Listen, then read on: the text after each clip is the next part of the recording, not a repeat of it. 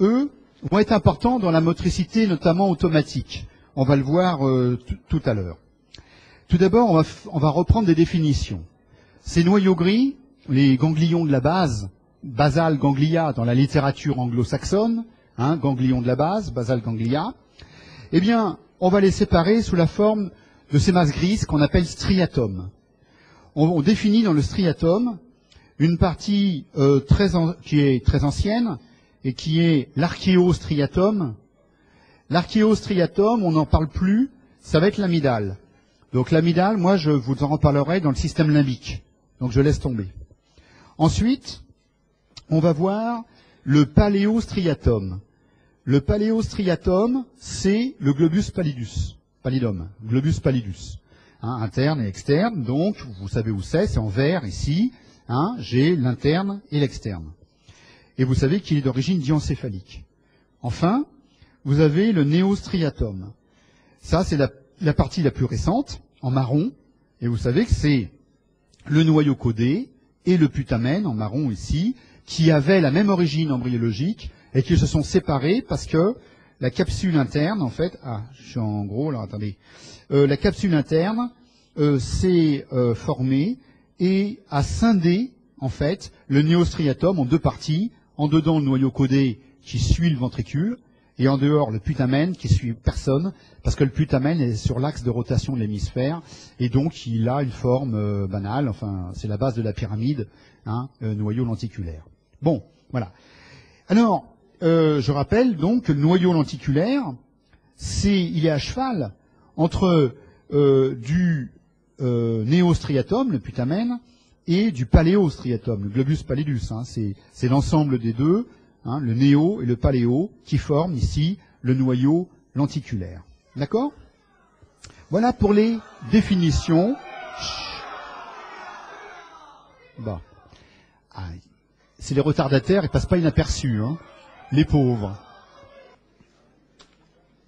Alors voilà, nous, dans le synoptique général, le premier cours a étudié la voie corticospinale, corticonucléaire. Le deuxième cours a étudié les relations du cervelet et de la moelle, du cervelet du noyau vestibulaire et du cervelet et du cortex. Et le dernier cours étudie ici le rôle des noyaux gris, qui sous-tend l'activité, en fait, du cortex cérébral. Alors là, je vais passer assez vite parce que vous connaissez très bien la morphologie de tout ça. On va parler du noyau codé. Quelles sont les structures en jeu dans le néostriatome? Le néostriatome, eh bien, c'est le noyau codé. Vous rappelez que le noyau codé en orange a une tête volumineuse, un corps, une queue, il y a une forme codée, et le noyau codé longe le ventricule latéral. D'accord? Toujours. Vous vous rappelez que le noyau codé, il est sur le thalamus. En bleu ici, le thalamus. Et le noyau codé, il passe par-dessus. Il est sur la face dorsale. Le noyau lenticulaire, là c'est pareil, je fais vite. Vous vous rappelez que le noyau lenticulaire, c'est putamen plus globus pallidus. Et séparé, donc voilà, par une petite lame blanche. Bon, donc on va passer sur tout ça, vous connaissez parfaitement. Par contre, je rappelle qu'on va être obligé de parler de deux noyaux qui vont intervenir dans les boucles de régulation.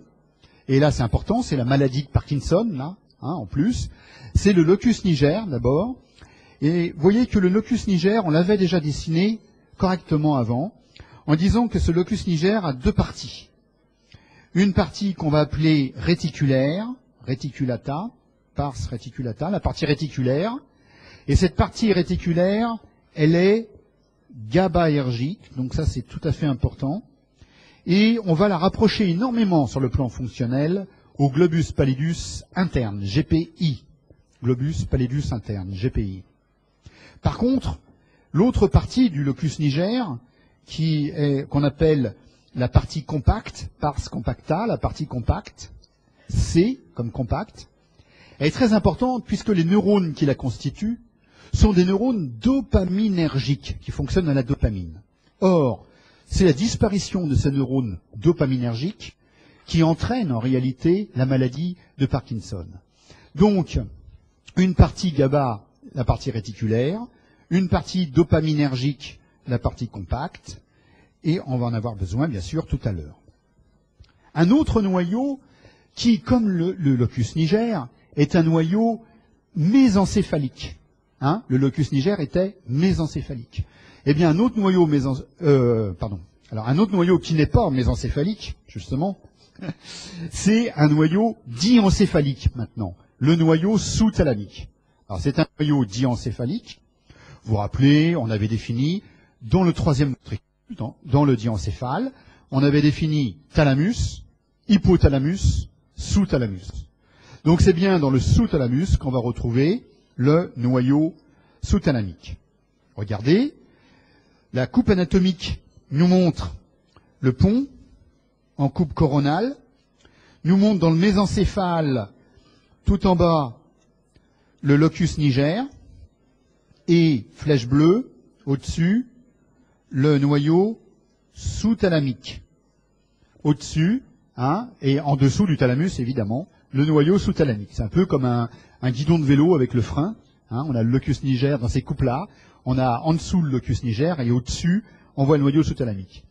Les séquences IRM pondérées en T2, bon là c'est une séquence un peu particulière, nous montrent très bien cette anatomie, les deux niveaux, hein, le noyau sous-thalamique et le noyau, le locus niger, qu'on voit en dessous. Voilà, le locus niger qu'on voit en dessous. Eh bien, c'est important puisque dans le traitement de la maladie de Parkinson, certains cas uniquement évidemment, des cas très graves qui ne répondent pas au traitement ou ne répondent plus au traitement, on est amené actuellement à implanter des électrodes intracérébrales qui vont stimuler cette région, en fait pour l'inhiber, mais vous savez, ça dépend des modalités de stimulation, la fréquence, l'amplitude, etc. Soit ça excite, soit ça inhibe, ça dépend donc de ces modalités électriques. Eh bien, on implante à demeure des électrodes dans ces deux noyaux sous-thalamiques, une électrode comme ça et une électrode comme ça, qui traversent tout le cerveau. On implante un stimulateur sous la peau, et à ce moment-là, on a un effet extrêmement puissant de cette inhibition. Je vais vous en parler tout à l'heure.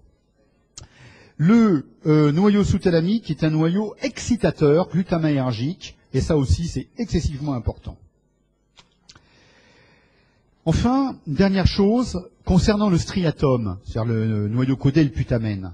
En fait, nous aujourd'hui, on va parler que de la partie supérieure, dorsale. Mais en fait, il y a une partie inférieure, ventrale, et cette partie ventrale, c'est le nucléus accumbens.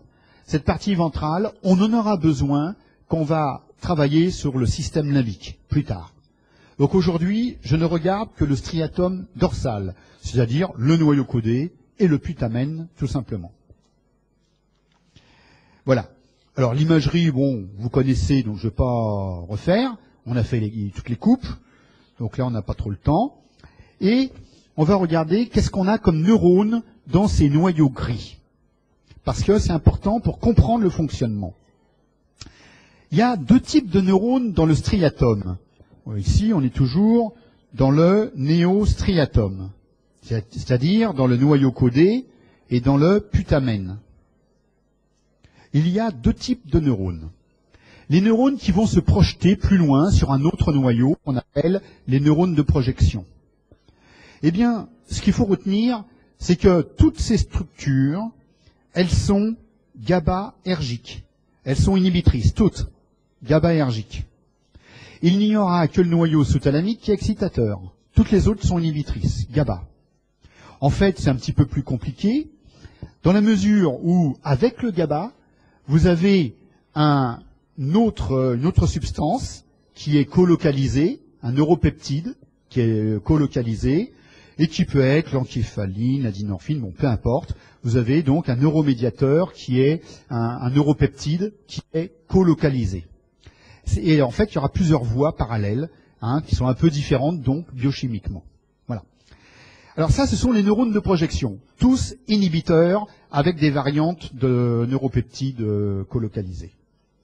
Par contre, à l'intérieur du noyau codé, du putamène, il y a des interneurones. Or, ces interneurones, eux, ils sont cholinergiques pour la plupart. Et ça, c'est très intéressant, parce que dans la maladie de Parkinson, il y aura bien sûr toujours autant d'interneurones, il y a moins de dopamine, mais il y a toujours autant d'interneurones énergiques, donc il y a une hypercholinergie relative. C'est pour ça que pour certains patients, on peut être amené de prescrire des anticholinergiques qui vont bloquer ce déséquilibre. Il y a trop d'acétylcholine par rapport à la dopamine qui, elle, a chuté, s'est effondrée. Hein, une hypercholinergie relative, simplement. Parce qu'il y a des interneurones cholinergiques à l'intérieur de ces noyaux. Alors, bien sûr, il y a aussi des interneurones GABA, évidemment. Alors, ensuite, on a essayé de regarder, justement, les caractéristiques biochimiques de ces noyaux. Alors, par exemple, si on fait un marquage à l'acétylcholinestérase, hein, eh bien, on va voir que le marquage, la réactivité, n'est pas homogène. Et on va trouver des zones où c'est beaucoup moins marqué, où l'activité acétylcholinestérasique est plus faible. Donc, il y a une hétérogénéité sur le plan de l'acétylcholine. Hein, il y a une hétérogénéité dans le noyau codé et dans le putamène. Ce qui a permis de définir un fond, qu'on appelle la matrice, un fond très cholinergique, la matrice, et puis des petits îlots qui le sont moins, qu'on va appeler les striosomes. Du coup, les gens, dans les labos, ont fait des recherches et ont montré que les connexions de la matrice ne sont pas les mêmes que les connexions des striosomes. Donc ça indique que les connexions des noyaux gris, de manière globale, sont massivement parallèles. Hein, il y a des infos qui vont passer par les striosomes, hein, et d'autres, pas les mêmes, qui vont passer par la matrice. Donc déjà, il y a un traitement parallèle des informations, hein, qui viennent du cortex, qui retournent au cortex d'ailleurs, évidemment, parce que c'est le rôle en fait. Hein. Cortex, on l'a vu tout à l'heure, cortex, noyau et retour au cortex, via le thalamus évidemment, puisque c'est ça qu'on fait aujourd'hui. Bon, voilà. Donc au total, une situation assez complexe, avec de multiples canaux qui viennent du cortex, qui traversent les noyaux gris en parallèle, et qui vont remonter au cortex par le biais du thalamus. Alors, on va voir ces connexions. Ce sont ces boucles cortex, noyau gris, cortex. Donc, on va bien placer le dessin. Et le mieux, effectivement, c'est d'avoir ces schémas. Donc, vous les avez effectivement, parce que le schéma général, attention, il y en a plusieurs, hein, je pense que c'est la page 66, c'est ça. Donc, le schéma général, lui, c'est quand tout marche. Et après, je vais décliner dans le cas du Parkinson, dans le cas du balisme, etc. Regardons le schéma général. Tout là-haut, j'ai mon cortex cérébral avec les aires motrices et prémotrices. Le cortex cérébral. En dessous, j'ai mis ici putamène noyau codé, c'est-à-dire le néostriatum. Hein. Ça, c'est le néostriatum, bien sûr. Donc en rouge, j'ai mis toutes les neurones GABAergiques, les neurones inhibiteurs. Ils sont en rouge. L'intensité, la largeur indiquant de combien ils inhibaient. Parce que si eux-mêmes ils sont inhibés, ben, ils vont inhiber moins, évidemment. En vert, j'ai mis tout ce qui excite. Ensuite, j'ai séparé le globus pallidus, puisque GPE, c'est le GP externe, un globus pallidus externe. Hein, je l'ai séparé du globus pallidus interne. Car on va voir que ce globus pallidus interne, tout en bas, c'est en quelque sorte le système de sortie des noyaux gris. Hein, c'est un peu le gicleur du système. Mais avec lui, vous avez ici en même temps la partie réticulaire du locus niger. Donc locus niger, partie réticulaire, qui a la même fonction et les mêmes connexions approximativement. Hein, voilà. Bon. Et puis, ensuite, j'ai mis la cible de tout ce système qui est le thalamus. Le thalamus, vous savez que le thalamus, c'est un complexe nucléaire, et parmi les noyaux thalamiques, il y en a un qui est important, qui est le VLA, hein, le ventrolatéral, donc qui reçoit ces connexions. Alors, pour vous, ce qui est essentiel, c'est de vous rappeler que le thalamus est le dernier relais avant le cortex cérébral. Tout ce qui arrive au cortex cérébral, habituellement, passe par le thalamus. Donc, des fibres thalamo-corticales. Donc, il y a des millions de fibres thalamo-corticales qui viennent soutenir l'activité du cortex cérébral. un tonus thalamo-cortical. Ça, c'est très important. C'est la flèche verte qui part du thalamus et qui est en train d'influencer toute cette activité corticale ici, hein, plus, voilà. Et tout le jeu de ces noyaux, c'est dire, voilà, je vais essayer de contrôler mon thalamus. Je prends un thalamus tout seul, je mets une électrode dedans, on entend ça crépite. Parce que ces noyaux ont une activité spontanée. Le problème, ça va être de savoir de combien je module l'activité spontanée. Ou bien j'ai mon noyau qui crache tout seul sans contrôle et boum, ça s'emballe. Vous allez voir que c'est toutes les maladies avec les mouvements anormaux ou les grands mouvements baliques dont je vous ai déjà parlé, ou les syndromes Corée, hein, on verra ça. Soit au contraire, je bloque mon thalamus et à ce moment-là, toute l'activité du cortex s'effondre et je suis dans un syndrome parkinsonien avec la rigidité, hein, et puis bon, il y a un petit tremblement en plus, mais une espèce de blocage, une akinésie caractéristique de ces syndromes. Et comme vous allez voir, on va s'apercevoir que ou bien on est dans un domaine qui produit du mouvement, les mouvements anormaux, et on a alors une hypotonie qui va avec, ou bien on est dans des syndromes où on a une raideur, enfin on a une akinésie, on n'a pas de mouvement, mais avec on a une hypertonie. C'est un peu logique, hein. Quand le tonus monte, il n'y a plus de mouvement. Quand le tonus baisse, il y a plein de mouvements. Enfin, c'est pas une relation de cause à effet du tout, mais c'est qu'on a les deux en même temps, hein. Quand il y a du mouvement, pas de tonus. Quand il y a blocage du mouvement, il y a une hypertonie en même temps. Voilà. Alors, là-dessus, il y a deux noyaux qui viennent contrôler tout ça. Le premier noyau, c'est la partie compacte du locus niger, et le deuxième noyau, c'est le noyau sous-thalamique. Alors, regardons maintenant comment ça fonctionne. Eh bien, c'est Delon, dans les années, une vingtaine d'années à peu près, qui a montré qu'il y avait en fait deux grandes voies principales. Bon, c'est plus compliqué maintenant, mais là c'est l'essentiel. Deux grandes voies qui contrôlent votre motricité à ce niveau-là. La première voie, on va l'appeler la voie directe. La voie directe, qu'est-ce que c'est? Eh bien, le cortex cérébral va exciter le néostriatum. Très bien. Excitation du néostriatum. À partir de là, qu'est-ce que j'excite? J'excite des neurones GABAergiques, c'est les neurones de projection qu'on a vus tout à l'heure, voilà. Et ces neurones GABAergiques sont excités. Ils se projettent sur quoi? Ils se projettent sur le pallidum interne. Donc ici, quand la voie directe est mise en jeu, je suis en train d'inhiber le pallidum interne. Je le bloque. Bon. Si vous regardez le pallidum interne, qu'est-ce qu'il fait normalement tout seul?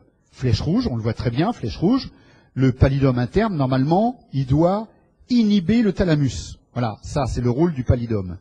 Il inhibe le thalamus. Mais lorsque la voie directe fonctionne, la voie directe, elle va inhiber le pallidum.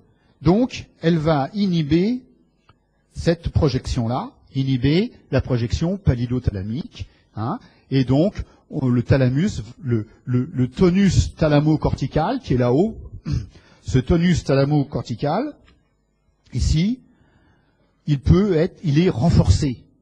Il est renforcé. Vous voyez? Puisque là, on n'a plus d'inhibition du thalamus, ou moins d'inhibition du thalamus, par le pallidum, parce que le pallidum, il est bloqué par le noyau codé. D'accord? Ça, c'est la voie directe. La voie directe va freiner le pallidum interne. Et donc, ça libère le thalamus. Ça le libère du joug du pallidum interne, qui normalement est un inhibiteur. D'accord? Inhibition de l'inhibition, c'est-à-dire une désinhibition. D'accord? C'est exactement la même chose. Voilà. Donc, une voie directe qui, in fine, va permettre de renforcer ici l'activité thalamo-corticale. Et donc là-haut, qu'est-ce qu'il y a là-haut? Il y a les aires corticales motrices, les aires corticales prémotrices, la planification, le renforcement des schémas moteurs, etc. Toute la planification motrice. Hein? Donc, vous voyez que si jamais ça se libère de trop, ça peut éventuellement générer du mouvement anormal. Et c'est ce qui va se passer dans le balisme ou dans la chorée. Ça, c'était la voie directe. J'arrive alors à la voie indirecte. La voie indirecte, elle est plus compliquée parce qu'il y a des noyaux intermédiaires. Donc on va l'étudier. J'efface tout ça et je passe à la voie indirecte. Cette voie indirecte, elle commence bien sûr toujours par le cortex qui envoie des informations au néostriatum. Alors tout ça c'est très organisé, hein. Telle région du lobe frontal, sur telle partie du noyau codé, sur la tête, sur le corps, etc. Enfin, c'est très organisé. On excite. On excite quoi? On excite des neurones GABAergiques de projection du néostriatum comme d'habitude. Ces neurones de projection, au lieu d'aller sur le système de sortie, le pallidum interne, il va d'abord sur, comme on voit ici, le pallidum externe, GPE. Et il va inhiber le pallidum externe. Donc voilà, ici, ces neurones de projection du putamen qui viennent inhiber le pallidum externe. Alors, pallidum externe, on connaît, c'est du striatum, hein, du paléo, c'est vrai, mais c'est du striatum quand même. Or, vous savez que dans le striatum, il y a des neurones GABAergiques. Alors là, malheureusement, le pauvre neurone GABAergique, lui, il peut plus beaucoup faire son action parce qu'il est inhibé par celui d'avant. Donc ici, on a bloqué le pallidum externe et donc on baisse l'inhibition du noyau sous-thalamique. Normalement, il est inhibé. Mais là, on a baissé l'inhibition du noyau sous-thalamique. Alors quand je baisse une inhibition, j'arrête une inhibition, c'est une désinhibition évidemment. Hein. Alors mon noyau sous-thalamique, il est tranquille, il peut agir. Qu'est-ce qu'on a vu tout à l'heure sur le noyau sous-thalamique?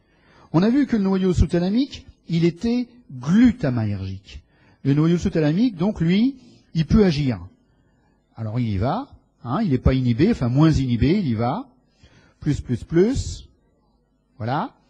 Et donc il va exciter plus fortement le pallidum interne.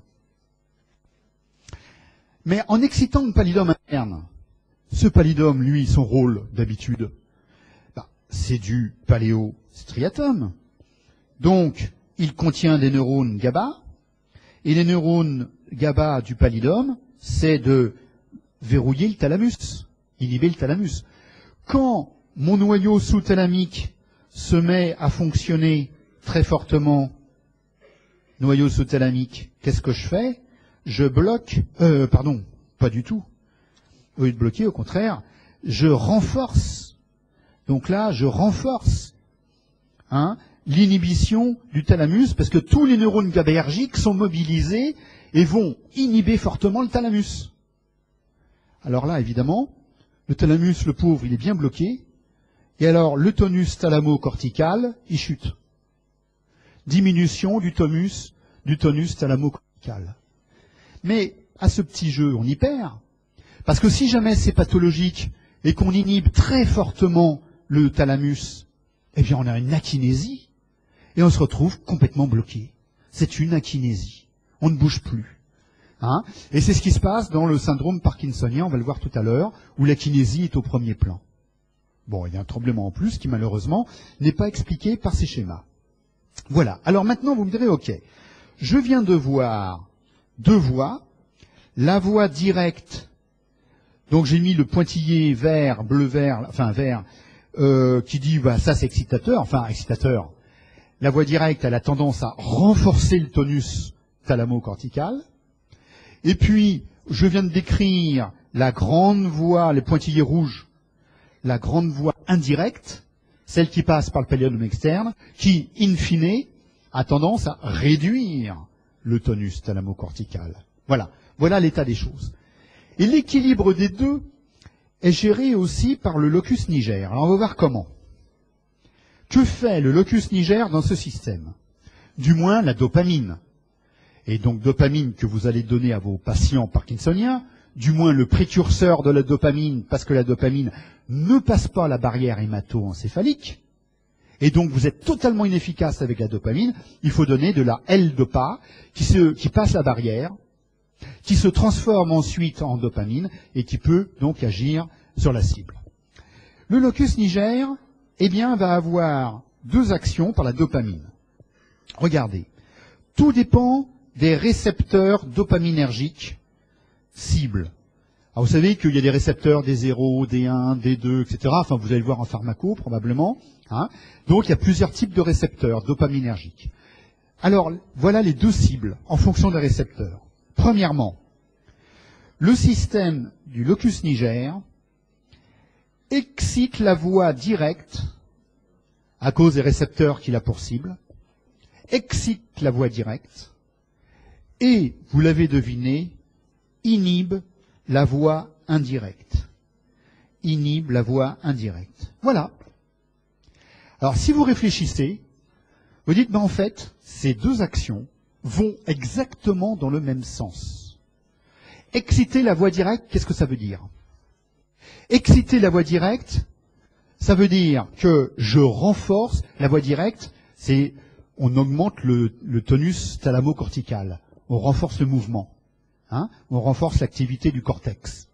Donc si j'excite la voie directe, je suis en quelque sorte excitateur, hein, je renforce encore plus l'activité thalamo-corticale. C'est le rôle de la voie directe. Voilà. Si vous regardez la voie indirecte, vous vous rappelez, la voie indirecte, qu'est-ce qu'elle fait? Elle fait le contraire, elle inhibe. Flèche rouge pointillée, c'est le bilan global. Elle inhibe le tonus thalamo-cortical. Hein, elle va dans le sens de la kinésie. Mais le locus niger, quand il marche, qu'est-ce qu'il fait? Lui, il inhibe cette voie indirecte. Il bloque une voie qui va dans le sens de la diminution. Donc bloquer la diminution, hein, c'est aller dans le sens d'une amélioration. Hein, donc d'une désinhibition en quelque sorte. Voilà. Donc que ce soit dans un sens sur la voie directe ou sur la voie indirecte, on va toujours dans le sens du renforcement de l'activité thalamo-corticale. On renforce l'action du thalamus.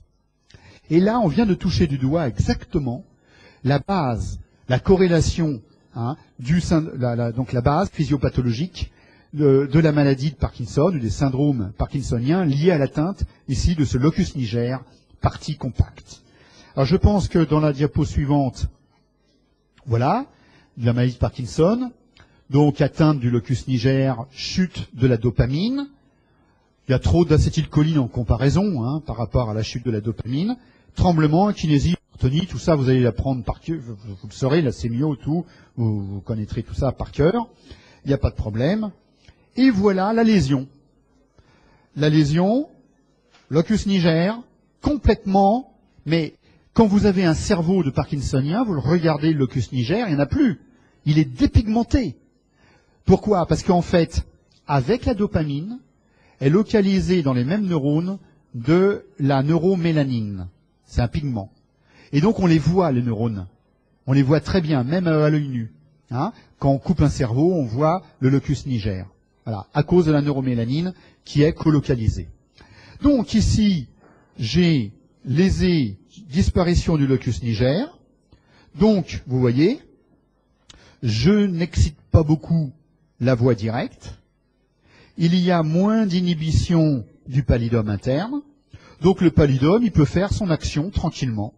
Et l'action du pallidum, c'est justement d'inhiber le thalamus. Et ben voilà. Et le pauvre thalamus, il fonctionne plus. Chute du tonus thalamo-cortical. Mais comme ce locus niger, normalement, il bloque la voie indirecte, mais là, il ne le bloque pas. Il bloque pas. Donc, cette inhibition qui est là, elle peut y aller, elle inhibe à fond. Hein, donc, on y va. Très forte inhibition. Qu'est-ce que ça fait? Ça bloque le pallidum. Si le pallidum, il est bloqué, ça libère le noyau sous-thalamique. Alors lui, il y va, il marche bien. Ça libère le noyau sous-thalamique, puisqu'il n'est plus sous l'inhibition, il est désinhibé. Hein, et donc, ça excite très fortement, très fortement le pallidum interne. Et ben, ça revient au même. Hein, ça renforce l'action du pallidum aussi. Alors le pauvre pallidum, le pauvre thalamus, il est encore sous une pression encore plus forte, inhibitrice. Et qu'est-ce que ça donne à la fin? Un sujet akinétique. Puisqu'il y a tout le thalamus, le thalamus ne renvoie pas l'information au cortex, hein, il y a une chute de ce tonus thalamo-cortical. Voilà. Akinésie, donc, dans cette maladie. Or, c'est vrai que maintenant, on peut stimuler le noyau sous-thalamique avec des électrodes. Alors on met 2 électrodes, le stimulateur sous la peau, hein, on met en route et clac, le malade se lève. C'est extraordinaire. C'est vraiment incroyable. Hein. Quand on voit les vidéos, c'est assez phénoménal. Pourquoi? Parce qu'en fait, on bloque l'action avec la stimulation électrique. On stimule, mais on n'excite pas, on bloque. L'idée, c'est de bloquer cette grosse excitation. Si on bloque la grosse excitation, il y aura beaucoup moins d'inhibition derrière. Bon, bah ça y est, c'est bon, la kinésie, elle va disparaître. Vous voyez, c'est un facteur pour éviter la kinésie, pour éviter le blocage du thalamus. Voilà. Voilà pourquoi on utilise ces paramètres de stimulation qui bloquent le noyau sous-thalamique. D'accord ? Maintenant, si vous faites un accident dans le diencéphale, petit accident vasculaire, et clac, le noyau sous-thalamique est lésé, eh bien, qu'est-ce qui va se passer ? Votre noyau sous-thalamique n'excite plus le pallidum. Bon. Alors, normalement, le pallidum, il doit bloquer le thalamus. Si le thalamus n'est pas bloqué, lui, il agit tout seul. Et puis là, il donne des mouvements. Hein, il favorise l'activité corticale. Donc, s'il y a une lésion du thalamus, il y a moins d'activité du pallidum. Moins d'activité du pallidum. Et donc, moins d'inhibition du thalamus. Alors là, le thalamus, du coup, en plus qu'il y a la voie directe qui est en plein dessus, qui l'excite, donc le pauvre thalamus, il donne des bouffées d'excitation sur le cortex, et c'est les mouvements anormaux, les mouvements baliques, à ce moment, qui apparaissent, hein, les grands mouvements qui prédominent aux racines, et qui sont incessants. Ça, c'est le balisme. En général, vous n'avez pas un bibalisme, c'est un hémibalisme en général, la moitié. Hein, ça dépend, c'est le noyau droit, le noyau gauche, controlatéral. Voilà. Alors, vous avez les chorées aussi. On parle beaucoup de la chorée de Huntington, qui est une maladie génétique. Hein, on le sait, c'est dramatique, une chorée. Hein, parce que, comme ça commence vers, bon, pas très vieux quand même, vers la cinquantaine, par là, on peut avoir les premiers symptômes. Eh bien, et qu'on sait qu'on a une chance sur deux, les enfants ont une chance sur deux d'avoir la même chose, puisque c'est dominant, vous voyez un peu les dilemmes que ça pose. Et en fait, ça entraîne, une démence, avec le pronostic vital qui est en jeu, parce que c'est des gens qui vont dépérir complètement déments, et en plus des mouvements choréiques, des mouvements anormaux, qui sont liés à l'atteinte essentiellement du noyau codé, néostriatum. Voilà. Donc, là, comment ça se passe ici ? Atteinte de la voie indirecte. Alors, même topo, puisque j'ai une atteinte ici de la voie indirecte, le pallidum externe, lui, peut agir. Son action, c'est inhiber le noyau sous-thalamique. Grosse flèche rouge qui descend, je bloque le noyau sous-thalamique. En quelque sorte, je fais exactement ce qu'on fait nous avec des électrodes intracérébrales dans la maladie de Parkinson. On bloque le noyau sous-thalamique. Donc, ce noyau sous-thalamique, ici, ne va plus agir, laissant le pallidum interne faiblement excité, je dirais même inhibé par l'autre voie, la voie directe. Donc, il y a une chute d'activité du pallidum interne. Chute d'activité du pallidum interne. Alors, ça va laisser le thalamus complètement désinhibé, et le thalamus va pouvoir donner ces volées d'excitation thalamo-corticale, hein, et ces mouvements anormaux qui sont générés, qui sont les mouvements choréiques. Quand on fait une coupe de cerveau en anapathe d'un patient qui a une chorée de Huntington, on voit à côté du ventricule, le noyau codé complètement atrophique. C'est extrêmement caractéristique, souvent avec un ventricule du coup qui est un petit peu dilaté à cause de cette atrophie. Voilà. Voilà les exemples, ces corrélations anatomo-cliniques extrêmement importantes et qui vous font comprendre une partie au moins des symptômes de ces différentes maladies. Eh bien, on va arrêter là pour aujourd'hui. Voilà. Si. Et faudra reprendre vos esprits pour quand mercredi, parce que là aussi c'est assez lourd. Hein, on aura tous les systèmes sensoriels, sensibilité, vision, audition. C'est assez dense aussi. Merci pour votre attention.